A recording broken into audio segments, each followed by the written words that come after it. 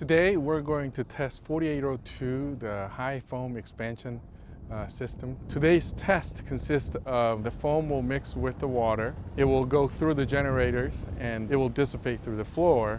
It has to cover under the wing within 60 seconds, about 90%, and then it has to get up to 3 feet of the hangar within 4 minutes.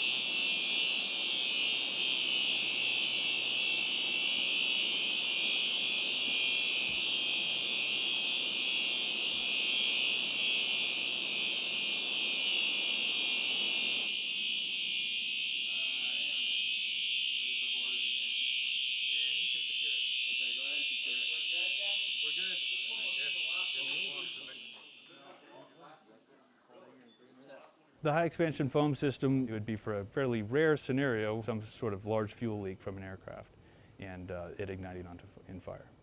The test was a success. It was a pass. They hit the criteria for both of the time marks that we were looking for.